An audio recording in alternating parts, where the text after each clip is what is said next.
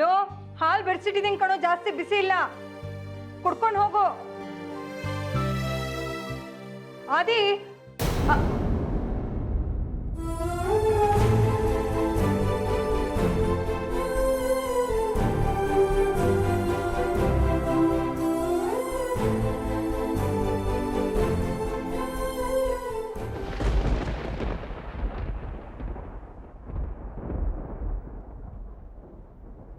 ಸಾರಿ,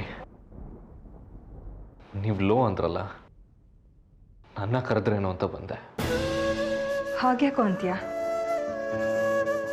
ನಿನಗೂ ಬೆರೆಸಿಟ್ಟಿದ್ದೀನಿ, ಆದರೆ ನೀನು ಕುಡಿಯೋದು ಬಿಸಿ ಅಲ್ವಾ? ಅದು ಪರವಾಗಿಲ್ಲಮ್ಮ, ಅವನಿಗೆ ಕುಡಿ, ಅವನಿಗೆ ತಾನೇ ಬೆರೆಸಿದ್ದು. ಅದು ಹಾಗಲ್ವೋ, ಅವ್ನು ಕುಡಿದೇ ಹೋಗ್ಬಿಡ್ತಾನೆ ಅಂತ.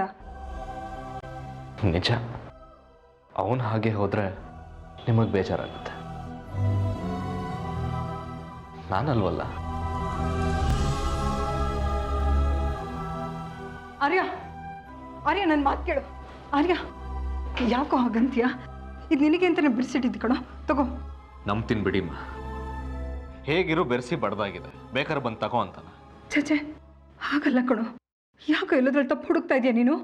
ತಪ್ಪಲ್ಲಮ್ಮ, ನೀವು ತಪ್ಪು ಮಾಡೋದಕ್ಕೆ ಸಾಧ್ಯನಾ? ನಿಮಗೆ ಅವನಿಂದ ಬರೋ ಸಂಬಂಧಗಳೇ ಹೆಚ್ಚು. ಅದೇ ಪ್ರಪಂಚ. ಜಾಸ್ಮಿನ್ ಬಗ್ಗೆ ಹೇಳ್ತಾ ಇದೆಯಾ ನೀನು? ಪಾಪ ತಾಯಿ ಇಲ್ದಿನ ಮಗು ಕಣವಳು. ದಾರಿಯಲ್ಲಿ ಹೋಗೋರು ಬರೋರೆಲ್ಲ ಮಕ್ಕಳಾಗ್ತಾರೆ. ನಾನು ನೀವು ಹೆತ್ತ ಮಗ, ನಾನು ಅನಾಥನಾಗ್ತಿದ್ದೀನಿ ಅಂತ ನಿಮ್ಗೆ ಕಾಣಿಸ್ತಿಲ್ವಾ? ಜಾಸ್ಮಿನ್ ಏನ್ ಹಾದಿ ಬೀದಿಲಿ ಹೋಗಳಲ್ಲ, ಮಾತಿನ ಮೇಲೆ ಹಿಡ್ತಾ ಇರ್ಲಿ. ಇದು ನನ್ನ ತಾಯಿ ಮಧ್ಯೆ ಇರೋ ಮಾತು.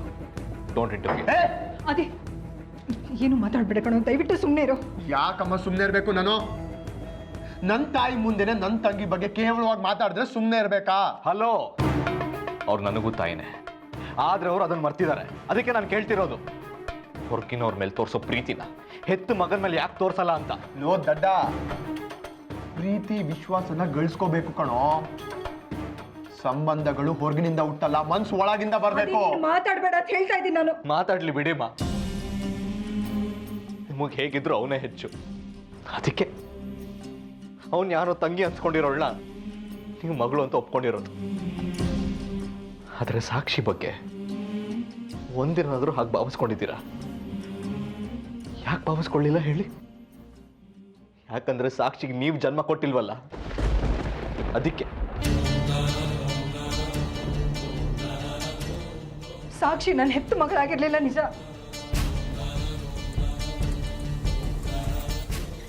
ಆದ್ರೆ ಅವಳನ್ನ ನನ್ನ ಸ್ವಂತ ಮಗಳಿಗಿಂತ ಹೆಚ್ಚಾಗಿ ಅವಳನ್ನ ನೋಡ್ಕೋತಾ ಇದ್ದೆ. ಯಾಕೆ? ಇದು ನಿನಗೆ ಗೊತ್ತಿರ್ಲಿಲ್ವಾ?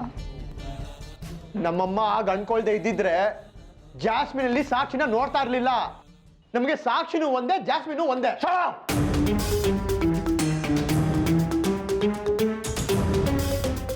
ಸಾಕ್ಷಿನ ಯಾರ್ಯಾರಿಗೋ ಹೋಲಿಸ್ಬೇಡ.